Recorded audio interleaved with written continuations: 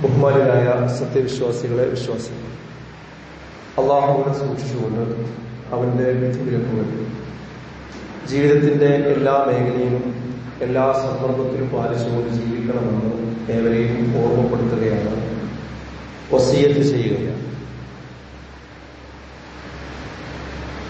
സ്ത്രീധനം വീണ്ടും നമ്മുടെ നാട്ടിൽ ചർച്ചയായിരിക്കുകയാണ്. ഇപ്പോഴത് ചർച്ചയാവാനുണ്ടായ കാരണം നമുക്കെല്ലാവർക്കും അറിയാവുന്നതാണ്. ഇന്നും ഇന്നലെയുമൊക്കെ പത്രം വായിച്ച, മീഡിയകൾ ശ്രദ്ധിച്ച എല്ലാവരുടെ മനസ്സിലും ആ വിഷയത്തിന്റെ ഗൗരവം ഉണ്ടാകുമെന്നാണ് ഞാൻ മനസ്സിലാക്കുന്നത്. തിരുവനന്തപുരം മെഡിക്കൽ കോളേജിലെ സർജറി വിഭാഗം PG വിദ്യാർത്ഥിനി, ഏകദേശം 28 വയസ്സുള്ള ഒരു വിദ്യാർത്ഥിനി സ്ത്രീധനത്തിന്റെ പേരിൽ ആത്മഹത്യ ചെയ്തതുമായി ബന്ധപ്പെട്ടുകൊണ്ടാണ് ഇപ്പോൾ ഈ വിഷയത്തിൽ വലിയ രീതിയിലുള്ള ചർച്ചകൾ ഉയർന്നു വന്നിട്ടുള്ളത്. സ്ത്രീധനം നൽകാൻ സാമ്പത്തിക ശേഷിയില്ലാത്തതിനാൽ ജീവനെടുക്കുകയാണ് എന്ന് ആത്മഹത്യാ കുറിപ്പിൽ എഴുതി വെച്ചുകൊണ്ടാണ് ആ കുട്ടി മരണത്തെ തെരഞ്ഞെടുത്തിട്ടുള്ളത്. പിന്നീട് അവരുടെ ബന്ധുക്കൾ പുറത്തു കൊണ്ടുപോകുന്ന പത്രക്കാർ മുഖേനയൊക്കെ പറഞ്ഞത് ആ സ്ത്രീധനത്തിന്റെ ഗൗരവം, ആ കുടുംബം ആവശ്യപ്പെട്ട സംഖ്യയുടെ സ്വത്തിന്റെ മുതലിന്റെ വണ്ണവും വലുപ്പവുമൊക്കെയാണ്.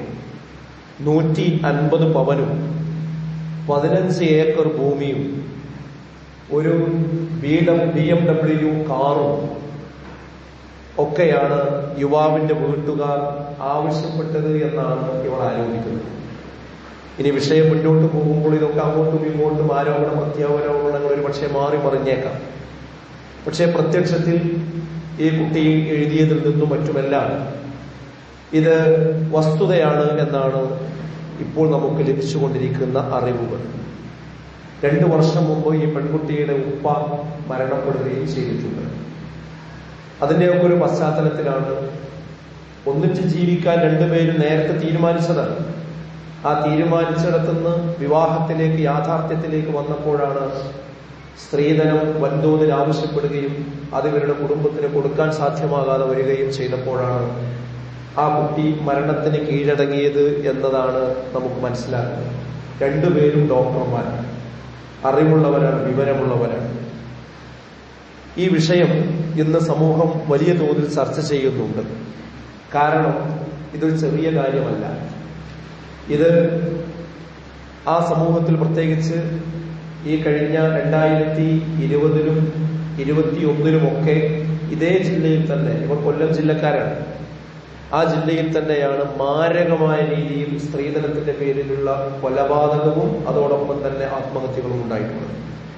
ഒരു സ്ത്രീയെ പാമ്പിനെ കൊത്തിച്ചുകൊണ്ട് കൊന്ന സംഭവം 2020-ൽ നടന്നത്. 2021-ൽ മറ്റൊരു പെൺകുട്ടി ഇതുപോലെ തന്നെ ഭീഷണിയും പീഡനവും ഒക്കെ ഏറ്റുവാങ്ങിക്കൊണ്ട് വലിയ സ്ത്രീധനത്തിന്റെ പ്രശ്നത്തിന്റെ പേരിൽ ആത്മഹത്യ ചെയ്തു. ഇപ്പൊ വീണ്ടും സംഭവം ഇതാണ്. ഇതിടക്കിടക്ക് ഇങ്ങനെ പുറത്തു വരുന്നുവെങ്കിൽ പുറത്തു വരാത്ത ഒട്ടനവധി സംഭവങ്ങളാണ് ആ വീടുകളിൽ നടന്നുകൊണ്ടിരിക്കുന്നത്. സ്ത്രീധനത്തിന് പല ഘട്ടങ്ങളാണ് അവിടെ ആ നാടുകളിലൊക്കെ നിശ്ചയിക്കപ്പെടുന്നത്. ഒന്ന് ഉറപ്പിക്കുന്ന സമയത്ത് തന്നെ ഒരു ഇടത്തരം കുടുംബമാണെങ്കിൽ പോലും 4 ലക്ഷവും 5 ലക്ഷവും രൂപ പണമായി കൊടുക്കുന്നു. പിന്നീട് അതിന് പുറമെ വിവാഹം നടക്കുന്ന സമയത്ത് 40, 50, 60, 70 ഒക്കെ പവൻ സ്വർണം കൊടുക്കുന്നു. ഇടത്തരം കുടുംബം, വലിയ കുടുംബമാണെങ്കിൽ 100ന്റെ മുകളിലേക്കാണ് പോകുന്നത്. മാത്രവുമല്ല, വിവാഹം നടക്കുന്ന ദിവസം ആ ഓഡിറ്റോറിയത്തിന്റെ മുമ്പിൽ ഒരു 4 രജിസ്റ്റേർഡ് വണ്ടി, ഏറ്റവും വിലപിടിപ്പുള്ള ഒരു കാറ് അവിടെ കൊണ്ടുവന്ന് നിർത്തുകയും ചെയ്യും. ഇതൊക്കെ കഴിഞ്ഞതിന് ശേഷമാണ് പിന്നെ സ്ത്രീധനം എന്ന് പറഞ്ഞുകൊണ്ട് ഏക്കർ കണക്കിന് ഭൂമി എഴുതി വാങ്ങുന്ന സ്വഭാവമാണ്. ഇതാണ് ഇത്രയും ആഴത്തിൽ കൊള്ള നടക്കുന്ന ഒരവസ്ഥയാണ് നമുക്ക് കാണാൻ കഴിയുന്നത്. ഇവിടെ ആരാണോ കൊടുക്കാത്തത് അവർ സമൂഹത്തിലെ മോശക്കാരായി പിന്നീട് മാറുകയാണ്. ഇതൊരു ചെയിനായിട്ടാണ് കടന്നുപോയിക്കൊണ്ടിരിക്കുന്നത്. ഏതെങ്കിലും ഒരു വീട്ടിൽ ഇങ്ങനെ ചെയ്തു കഴിഞ്ഞാൽ പിന്നീട് ആ വീട്ടിലെ അവരുടെ ബന്ധുക്കളുടെ സമപ്രായക്കാരായ പെൺകുട്ടികളുടെ കല്യാണം നടക്കുമ്പോഴൊക്കെ മൂത്താപ്പ എത്ര കൊടുത്തു, എളാപ്പ എത്ര കൊടുത്തു, മറ്റേ കുട്ടിക്ക് എത്ര നൽകി, എന്ന് നോക്കി അതിന്റെ അളവൊപ്പിച്ചുകൊണ്ട് മറ്റുള്ളവർ കൊടുക്കേണ്ടി വരുന്നു. അത് കുടുംബങ്ങൾ മാത്രമല്ല, അയൽവാസികൾ, മറ്റു മതസ്ഥർക്കുവരിലേക്ക് വരെ ഇത് വ്യാപിച്ചു പോകുന്ന ഒരു നാടിന്റെ ഒരു മൊത്തത്തിലുള്ള സംസ്കാരമായി ഇത് മാറുന്ന ദയനീയമായ കാഴ്ചയാണ്. കഴിഞ്ഞ 5 വർഷത്തിനിടെ നമ്മുടെ കേരളത്തിൽ സ്ത്രീധനത്തിന്റെ വിഷയത്തിൽ മാത്രം 60 പേർ കൊല്ലപ്പെട്ടിട്ടുണ്ട് എന്നാണ്. മാത്രവുമല്ല, ഭർത്തൃ വീട്ടുകാരുടെ സ്ത്രീധനത്തിന്റെ വിഷയത്തിന്റെ പേരിലുള്ള ഉപദ്രവം സഹിക്കവയ്യാതെ 15,000-ത്തിലേറെ കേസുകൾ തന്നെ ഇന്ന് ബന്ധപ്പെട്ട സ്ഥലങ്ങളിൽ രജിസ്റ്റർ ചെയ്യപ്പെട്ടിട്ടുണ്ട്. ഇതൊക്കെ പുറത്തു വന്നതാണ്. പുറത്തു വരാത്ത എത്രമാത്രം ഉണ്ടായിരിക്കുമെന്ന് ആലോചിച്ച് നോക്കൂ നിങ്ങൾ. ഇങ്ങനെയുള്ള ഒരു സന്ദർഭത്തിൽ ഈ സ്ത്രീധനം എന്ന മഹാമാരിയെ സംബന്ധിച്ച് സമുദായം വളരെ ഗൗരവപൂർവ്വം ചിന്തിക്കേണ്ടതുണ്ട്. നമുക്കറിയാം, ദക്ഷിണ കേരളത്തിൽ നിന്നാണ് ഇപ്പോൾ റിപ്പോർട്ട് ചെയ്തുകൊണ്ടിരിക്കുന്നത്. നമ്മുടെ ഈ വടക്കൻ ഭാഗത്ത്, മലബാർ ഭാഗത്ത്, ഉത്തര കേരളത്തിൽ വളരെ നേരത്തെ സ്ത്രീധനത്തിനെതിരെയുള്ള അതിശക്തമായ ഒരു ബോധവൽക്കരണം നടന്നതുകൊണ്ട് തന്നെ ആപേക്ഷികമായി കുറവാണെന്ന് നമുക്ക് പറയാം. ദക്ഷിണ കേരളത്തിലുള്ള രീതിയിൽ ഇന്ന് നമ്മുടെ നാട്ടിലും മലബാർ ഭാഗങ്ങളിലും ഇല്ല, അൽഹംദുലില്ലാഹ്. അതിനൊരുപാട് കഠിനാധ്വാനങ്ങൾ നമ്മുടെ നാടുകളിൽ ഉണ്ടായിട്ടുണ്ട് എന്ന് നമുക്കെല്ലാവർക്കും അറിയാം. എന്നാൽ ദക്ഷിണ കേരളത്തിൽ ഇവിടെ നടന്നതുപോലെയുള്ള ഒരു ബോധവൽക്കരണം നടന്നിട്ടില്ല. അതിന്റെ തിക്തഫലമാണ് അവർ അനുഭവിക്കുന്നത്. അവിടെയുള്ള ആളുകൾ ഈ ഒരു സംഭവങ്ങൾ, ആവർത്തിക്കുന്ന സംഭവങ്ങൾ മുൻനിർത്തിക്കൊണ്ട് അതുപോലെയുള്ള ബോധവൽക്കരണങ്ങളിലേക്ക് കടക്കണം എന്ന അടയാള സൂചകമാണ് യഥാർത്ഥത്തിൽ ഇതിൽ നിന്ന് ലഭിച്ചുകൊണ്ടിരിക്കുന്നത്.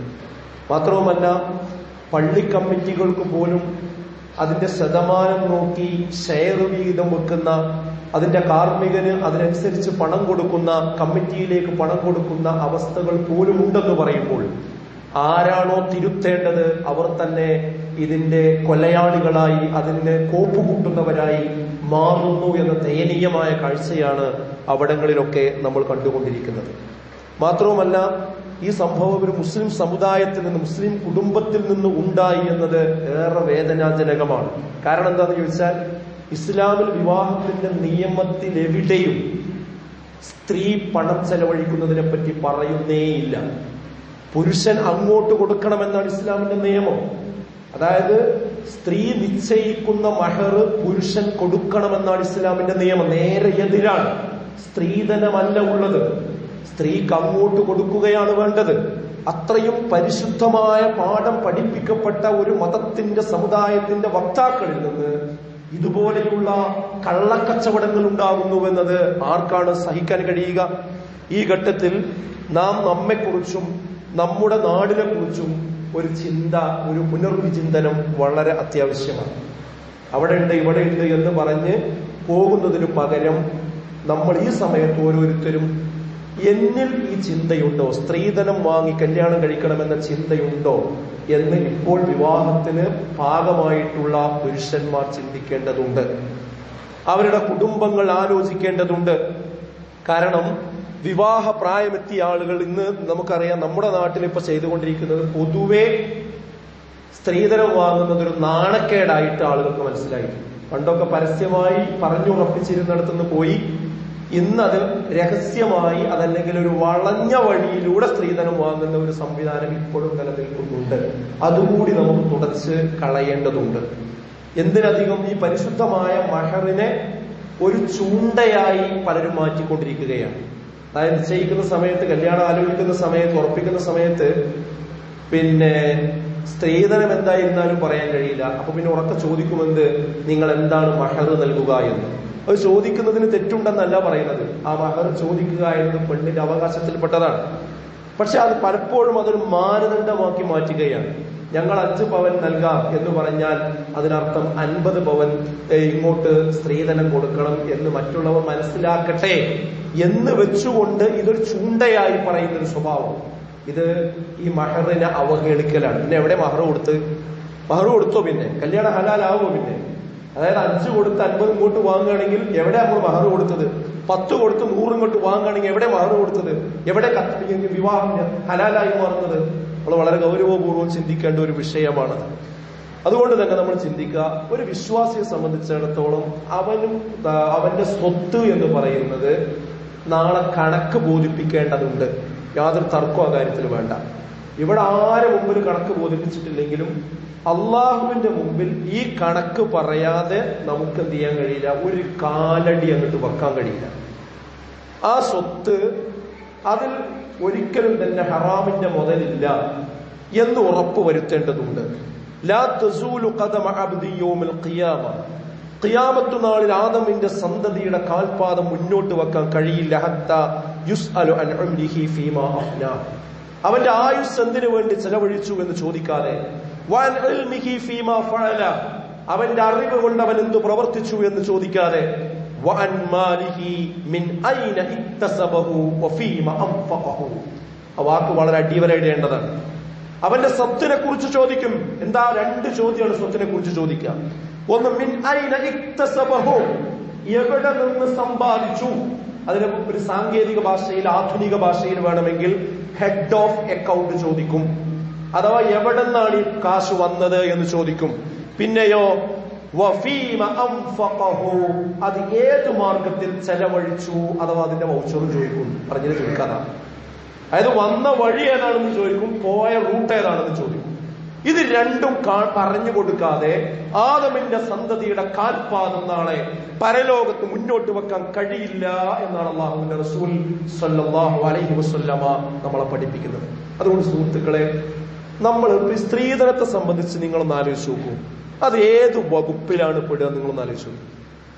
അത് അനന്തര സ്വത്താണ്. അതായത് നമുക്ക് പണം വരുന്ന വഴികൾ എന്ന് പറയുന്നത് ഒന്നുകിൽ നമ്മുടെ വാപ്പാർ അധ്വാനിച്ച് നമുക്ക് പിന്നെ അവരുടെ മരണശേഷം അനന്തരമായി തന്നതാണ് നമുക്കൊരു സ്വത്ത്. അതിൽ പെടും ഈ സ്ത്രീധനം എന്ന് പറയുന്നത്. അതല്ല, ഒരു മനുഷ്യൻ അധ്വാനിച്ചുണ്ടാക്കിയതാണ്, ഇയാൾ അധ്വാനിച്ചുണ്ടാക്കിയത്, അതും അയാളുടെ സമ്പാദ്യം, ഹലാലായ സമ്പാദ്യം. അതിൽ പെടും ഇത്. അതിലും നമുക്ക് പെടുത്താൻ കഴിയില്ല. വായ്പയാണോ കടമാണോ? വായ്പയോ കടമോ ആണെങ്കിൽ തിരിച്ചു കൊടുക്കണം. ആരാണ് തിരിച്ചു കൊടുക്കാറുള്ളത്? അപ്പൊ അതിലും ആ ഗണത്തിലും നമുക്കത് പെടുത്താൻ പറ്റില്ല. പിന്നെ പിടിച്ചു നിൽക്കാൻ വേണ്ടി ആളുകൾ പറയാറുള്ളത് അത് ഗിഫ്റ്റാണ്, സമ്മാനമാണോ എന്നാണ്. ആ സമ്മാനമാണോ എങ്കിൽ എങ്ങനെയാണ് അതൊരു വ്യവസ്ഥയിലൂടെ കടന്നു വരികയും അത് തന്നില്ലെങ്കിൽ വീട്ടിൽ വീട്ടിൽ പീഡനം ഉണ്ടാവുകയും ഈ കുട്ടിക്ക് സ്വൈരക്കേട് ഉണ്ടാവുകയും ഉറക്കം നഷ്ടപ്പെടുകയും അവസാനം അത് കേസും പ്രശ്നങ്ങളുമായി കോടതിയിലേക്ക് എത്തുകയും ചെയ്യുന്നത് സമ്മാനത്തിന്റെ പേരിലാണ്. എന്ത് വർത്തമാനമാണ് ഈ പറയുന്നത്? അതൊന്നും തൃപ്തിപ്പെട്ട് കൊടുക്കുന്നതല്ല. യാതൊരു തർക്കവും ആ കാര്യത്തിൽ വേണ്ട.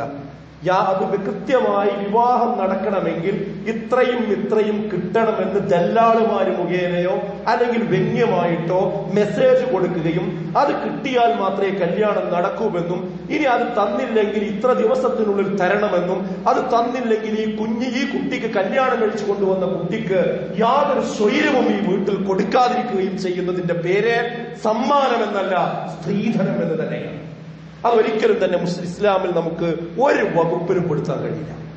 അതുകൊണ്ടാണ് അള്ളാഹുവിന്റെ റസൂല് പറഞ്ഞിട്ടുണ്ട്. നോക്കൂ നിങ്ങൾ, ഖാല റസൂലുള്ളാഹി സ്വല്ലല്ലാഹു അലൈഹി വസല്ലം പറയാ, റസൂല് പറയാ. കാരണം എന്താ അറിയോ?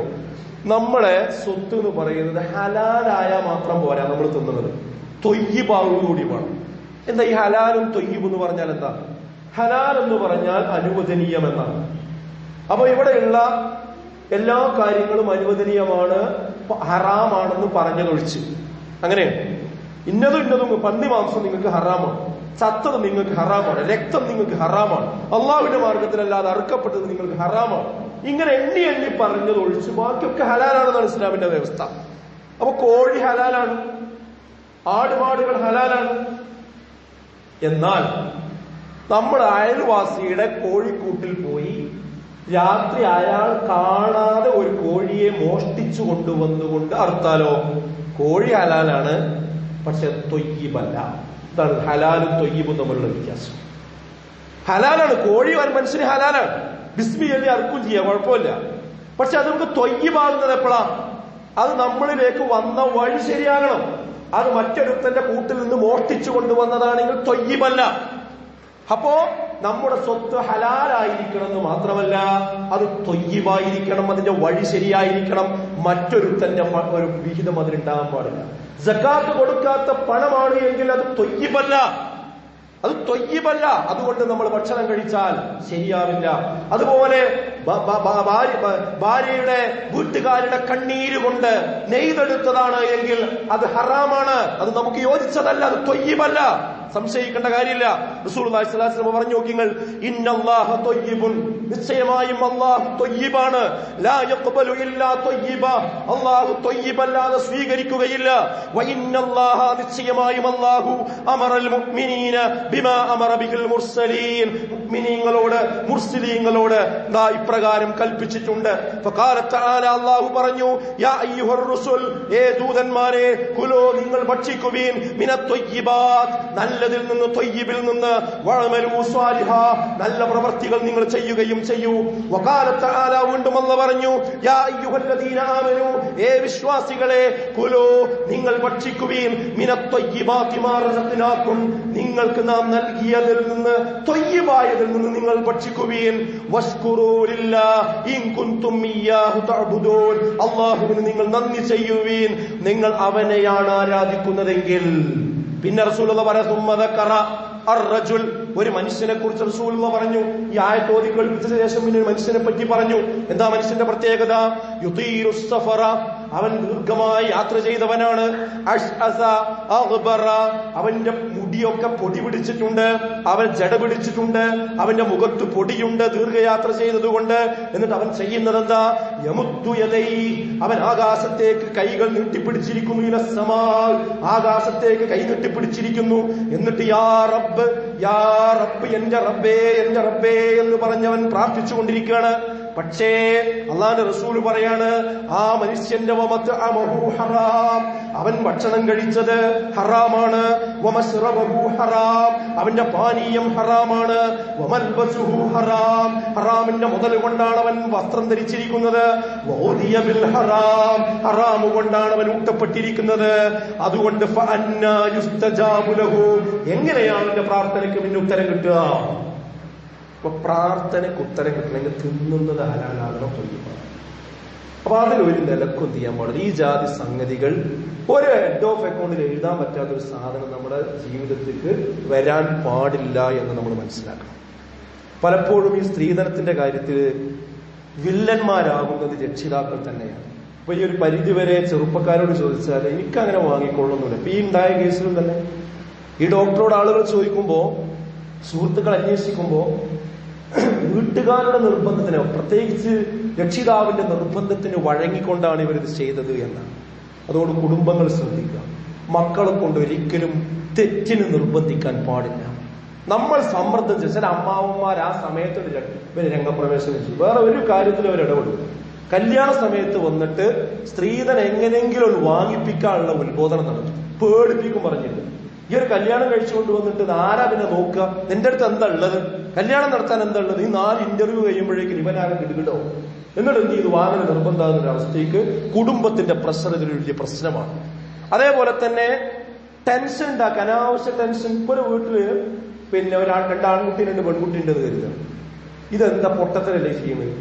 ഈ പെൺകുട്ടി 2 കെട്ടിക്കാൻ വേണ്ടി ഭീമമായ തുക സ്ത്രീധനം കൊടുത്ത് കെട്ടിച്ചയക്കുക.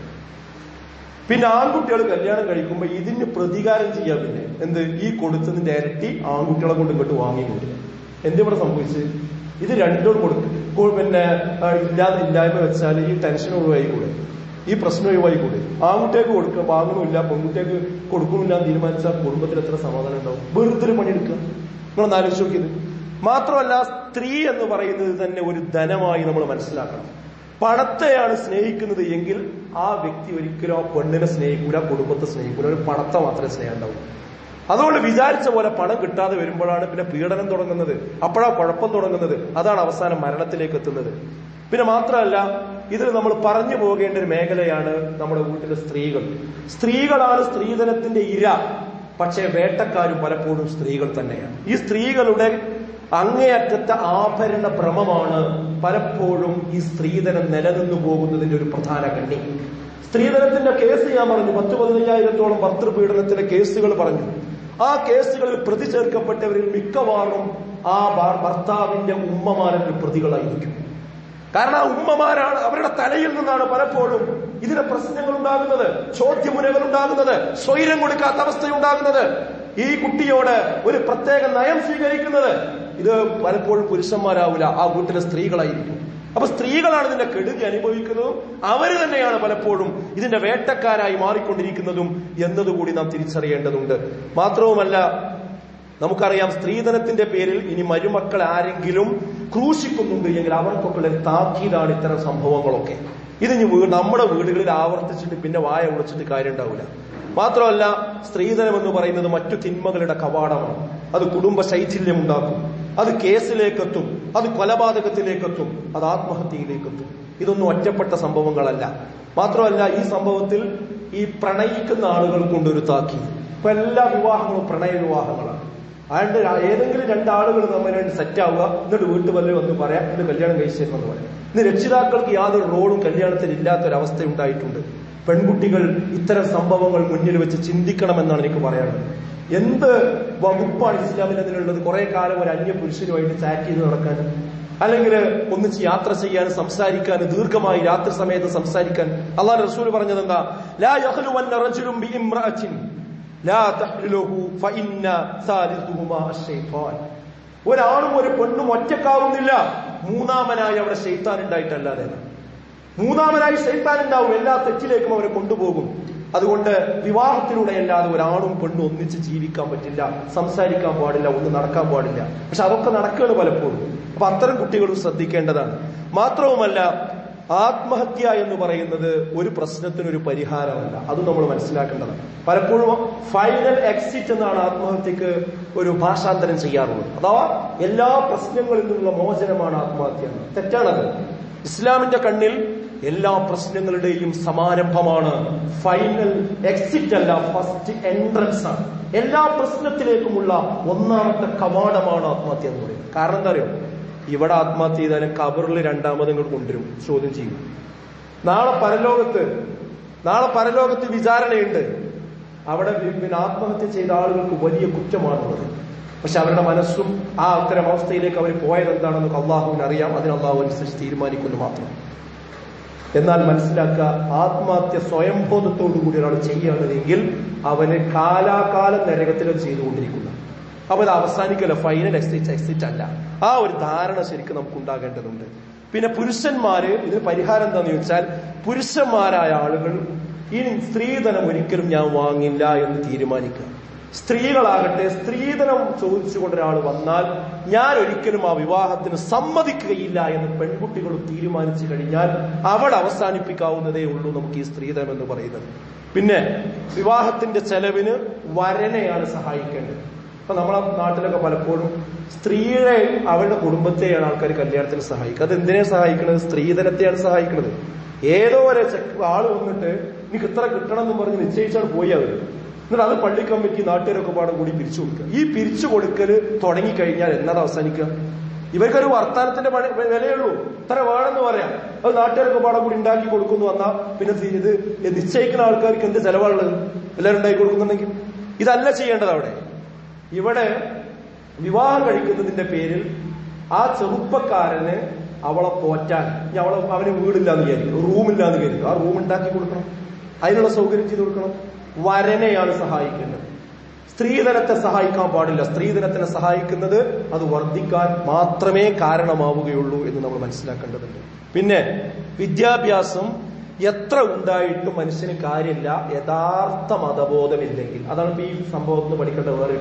കാരണം രണ്ടുപേരും ഡോക്ടർമാരാണ്. വിദ്യാഭ്യാസം എത്ര ഉണ്ട്?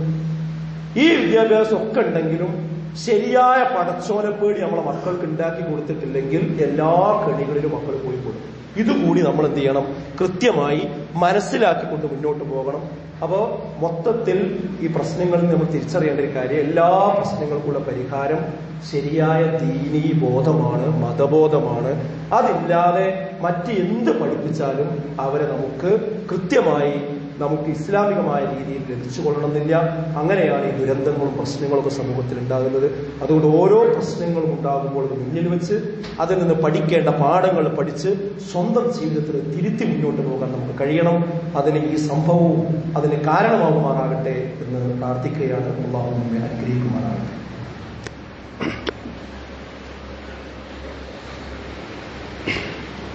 അൽഹംദുലില്ലാഹ് വസ്സലാത്തു വസ്സലാമു അലാ റസൂലില്ലാഹി വഅലാ ആലിഹി വസഹ്ബിഹി അജ്മഈൻ. അമ്മാ ബഅദ്. ബഹുമാനരായ സത്യവിശ്വാസികളെ വിശ്വാസികൾ, അള്ളാഹുവിനെ സൂക്ഷിച്ച് ജീവിക്കണമെന്ന് ഒരിക്കൽ കൂടി ഓർമ്മപ്പെടുത്തുകയാണ്, വസിയത്ത് ചെയ്യുകയാണ്. നമുക്കെല്ലാവർക്കും അറിയാവുന്നതുപോലെ അടുത്ത വർഷത്തേക്കുള്ള ഹജ്ജിന് വേണ്ടിയുള്ള അപേക്ഷകൾ ക്ഷണിച്ച ഒരു സന്ദർഭമാണ് ഇപ്പോൾ. അതുകൊണ്ട് ഹജ്ജ് ചെയ്യാത്ത ആളുകൾ എത്രയും വേഗം അതിന് അപേക്ഷ കൊടുക്കാൻ വേണ്ടി തയ്യാറാകണം. കാരണം അടുത്ത ഒരു വർഷം ഈ കഴിഞ്ഞാൽ ഇനി ഒരു വർഷത്തെ നമ്മൾ ആയുസ്സായി ഉണ്ടായിരിക്കുമോ ജീവിച്ചിരിക്കുമോ എന്നൊന്നും ഉറപ്പ് പറയാൻ നമുക്ക് നിർവാഹമില്ല. ഒരു മുസ്ലിമിനെ സംബന്ധിച്ചിടത്തോളം ഈമാൻ കാര്യങ്ങളിൽ വിശ്വസിക്കുകയും ഇസ്ലാം കാര്യങ്ങൾ 5 അനുഷ്ഠിക്കുകയും ചെയ്യുക എന്നത് നിർബന്ധ കടമയാണ്. അതിൽ 5ാമത്തെ കാര്യമാണ് ഹജ്ജ് എന്ന് പറയുന്നത്. റസൂൽ വിശുദ്ധ ഖുർആൻ പറഞ്ഞു, വഅതിമ്മുൽ ഹജ്ജ വൽ ഉംറത ലില്ലാഹ്, നിങ്ങൾ അല്ലാഹുവിന് വേണ്ടി ഹജ്ജും ഉംറയും നിങ്ങൾ നിർവഹിക്കണം. വലില്ലാഹി അലന്നാസി ഹജ്ജുൽ ബൈതി മൻ ഇസ്തതാഅ ഇലൈഹി സബീല, അല്ലാഹു അതിന് കഴിവുള്ള ആളുകൾ അവിടെ എത്തി മക്കയിലെത്തി ഹജ്ജ് ചെയ്യണമെന്നത് വിശുദ്ധ ഖുർആന്റെ ആഹ്വാനമാണ്. ആരാണ് ഈ കഴിവുള്ളവർ? അവിടെയാണ് പലപ്പോഴും ആളുകൾക്ക് ഒരു അവ്യക്തതയുണ്ട്. കഴിവ് എന്ന് പറഞ്ഞാൽ നമ്മുടെ എല്ലാ ബാധ്യതയും അവസാനിച്ച ശേഷം ഹജ്ജിന് പോവുകയാണ് എന്നാണ് എല്ലാവരും മനസ്സിലാക്കി വെച്ചത്. അങ്ങനെയല്ല, അങ്ങനെ ഒരു മനുഷ്യന് പോകാൻ കഴിയില്ല. നമുക്ക് എത്ര ബാധ്യതകളും കാര്യങ്ങളും ഉണ്ടെങ്കിൽ അത് വീട്ടാനുള്ള സ്വത്തും സംഗതി നമ്മളെ കയ്യിലുണ്ട് എങ്കിൽ, നമ്മൾ പോയി വരുന്നത് വരെ നമ്മുടെ മക്കൾ പട്ടിണി കിടക്കില്ല എങ്കിൽ, നമ്മുടെ കാര്യങ്ങൾ നടക്കുമെങ്കിൽ അതൊക്കെ അഡ്ജസ്റ്റ്മെന്റ് ചെയ്ത് നമ്മൾ പോകാൻ തയ്യാറാകണം. അതിന് സാധ്യമല്ലാത്ത ആളുകൾക്ക് മാത്രമേ അത് നിർബന്ധമല്ലാത്തതുള്ളൂ. പല ആളുകൾക്കും കറൻസി കയ്യിലുണ്ടാവില്ല, പക്ഷെ ഭൂമി ഉണ്ടാവും, കെട്ടിടം വാടക കൊടുത്തിട്ടുണ്ടാവും, ഏക്കറക്കണക്കിന് സ്ഥലങ്ങളുണ്ടാവും. പക്ഷെ അയാൾ പറയും എനിക്ക് കാശില്ല, ഞാൻ കടക്കാരനാണ് എന്ന് പറഞ്ഞു പോകുന്ന ഒരു സ്വഭാവം. അതൊന്നും ശരിയല്ല. ഇപ്പോഴത്തെ കാലത്തൊക്കെ 2-3 സെന്റ് കൊടുത്താൽ മതി, ഈസി ആയിട്ട് പോയി ചെയ്തു വരാൻ പറ്റും. ഇതൊന്നും ആരും ചിന്തിക്കാറില്ല. അതുകൊണ്ട് സഹോദരങ്ങളെ, ഏറ്റവും വലിയ നല്ല അമൽ എന്ന് പറഞ്ഞത് അയ്യുൽ അഅ്മാലി അഫ്ളൽ, ഏറ്റവും ശ്രേഷ്ഠകരമായ അമൽ ഏതാണെന്ന് ചോദിച്ചപ്പോൾ റസൂലുള്ളാഹി പറഞ്ഞത് ഈമാനു ബില്ലാഹി വറസൂലി, അല്ലാഹുവിലും റസൂലിലുമുള്ള വിശ്വാസമാണ്. ഖീല, വീണ്ടും ചോദിച്ചു, സുമ്മ മാതാ, പിന്നെ ഏതാ? ഖാല, അവിടുന്ന് പറഞ്ഞു ജിഹാദു ഫീ സബീലില്ലാഹ്, അല്ലാഹുവിന്റെ മാർഗത്തിലുള്ള ജിഹാദാണ്. വീണ്ടും ചോദിച്ചു, സുമ്മ മാതാ, പിന്നെ ഏതാ? ഹജ്ജും മബ്റൂർ, മബ്റൂറായ ഹജ്ജാകുന്നു എന്നാണ്.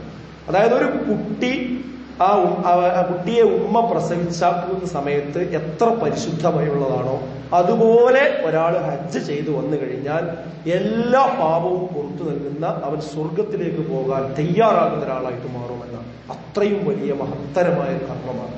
അതുകൊണ്ട് സഹോദരങ്ങളെ, അത് ചെയ്യാൻ കഴിവുള്ള ആളുകൾ ഇനി നീട്ടിവെക്കാതെ അതെന്ത് ചെയ്യണം? ചെയ്യാൻ ശ്രമിക്കണം. അല്ലാത്ത ആളുകൾ അതിന് പ്രാർത്ഥിക്കണം. കഴിയാത്ത ആളുകൾ വിഷമിക്കേണ്ടതില്ല. ഇവിടെയുള്ള ഇബാദത്തുകൾ ചെയ്താൽ തന്നെ അവർക്ക് അതിന് തുല്യമായ കൂലി കിട്ടുകയും ചെയ്യും. അപ്പൊ ആ രീതിയിൽ കാര്യങ്ങൾ മനസ്സിലാക്കണം. അതിന്റെ ലാസ്റ്റ് ഡേറ്റ് ഡിസംബർ 20-ാം തീയതിയാണ്. ഹജ്ജ് കമ്മിറ്റിയുടെ വെബ്സൈറ്റിലാണ് അത് അപേക്ഷ സമർപ്പിക്കേണ്ടത്. 20/12/23 മുതൽ മുമ്പ് ഇഷ്യൂ ചെയ്തതും 31/1/2025 വരെ വാലിഡിറ്റി ഉള്ളതുമായ പാസ്പോർട്ട് അതിന് നിർബന്ധമാണ്. അപ്പൊ നമ്മൾ പാസ്പോർട്ട് പോകുന്ന ആൾക്കാർ ചെക്ക് ചെയ്യണം. ഒരു കവറിൽ 4 മുതിർന്ന ആളുകളും 2 കുട്ടികളും അടങ്ങുന്ന ആളുകൾക്ക് അപേക്ഷിക്കാൻ പറ്റും. പിന്നെ മഹറം ഇല്ലാതെ കൊണ്ടുപോകുന്ന സ്ത്രീകളുടെ കോട്ടയിൽ 45 വയസ്സ് തികഞ്ഞ 4 സ്ത്രീകൾക്ക് ഒന്നിച്ചൊരു കവറിൽ എന്ത് ചെയ്യാൻ പറ്റും? അവർക്കും അപേക്ഷ കൊടുക്കാൻ പറ്റും. എന്നാൽ 70 വയസ്സിന് മുകളിലുള്ള ആളുകളാണ് എങ്കിൽ അവർക്ക് നറുക്കെടുപ്പില്ലാതെ തന്നെ അവർക്ക് ഹജ്ജിന് പോകാൻ അവസരം കിട്ടും. ആ കവറിലുള്ള ആളുകൾക്കും ആ വ്യക്തിക്കും നറുക്കെടുപ്പില്ലാതെ തന്നെ പോകാൻ കഴിയുകയും ചെയ്യും. അങ്ങനെ നമുക്ക് തെരഞ്ഞെടുക്കപ്പെടുകയാണെങ്കിൽ നമ്മുടെ പാസ്പോർട്ട്, അതുപോലെ ഫോട്ടോ, കോവിഡ് കുത്തിവയ്പ്പിന്റെ സർട്ടിഫിക്കറ്റ്, ഇതിന്റെ പ്രോസസ്സിംഗ് ഫീസായിട്ടുള്ള 300 രൂപ, ആദ്യത്തെ ഗഡു 81,500 രൂപ, ഇത്രയും സംഗതികൾ ആദ്യം കൊടുക്കുമ്പോൾ. അതുകൊണ്ട് ഇത്രയും കാര്യങ്ങൾ മനസ്സിലാക്കി ബാക്കി കാര്യങ്ങൾ പത്രങ്ങളിലും ബന്ധപ്പെട്ട ആളുകളോട് നമുക്ക് അന്വേഷിച്ചാൽ മനസ്സിലാവും. നമ്മൾ നമ്മുടെ കുടുംബാംഗങ്ങൾ, സുഹൃത്തുക്കൾ ഇവരോടൊക്കെ ഈ ഹജ്ജുമായി ബന്ധപ്പെട്ട കാര്യങ്ങൾ അറിയിക്കുകയും പോകാൻ പ്രേരിപ്പിക്കുകയും ചെയ്യാൻ നമ്മൾ തയ്യാറാകുക. ഇബ്രാഹിം നബിയുടെ ആ വിളി എല്ലാവരിലേക്കും വരും.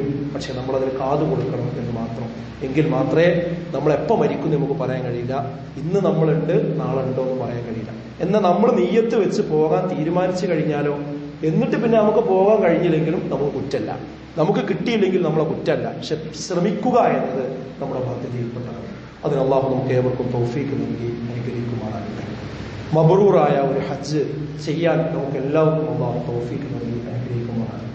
ഹജ്ജ് ചെയ്ത ആളുകൾക്ക് അതിന്റെ പരിശുദ്ധി കാത്തു സൂക്ഷിച്ച് മരണം വരെ ജീവിക്കാനുള്ള തൗഫീക്ക് അള്ളാഹു പ്രദാനം ചെയ്യുമാറാകട്ടെ. ചെയ്യാൻ കഴിയാത്ത ആളുകൾക്ക് അതിനുള്ള ശേഷി അള്ളാഹു നൽകുമാറാകട്ടെ. നമ്മുടെ ജീവിതത്തിൽ വന്നുപോയ ചെറുതും വലുതുമായ എല്ലാ പാപങ്ങളും അള്ളാഹു നമുക്ക് വിട്ടുകൊടുത്ത് മാപ്പാക്കി തരുമാറാകട്ടെ.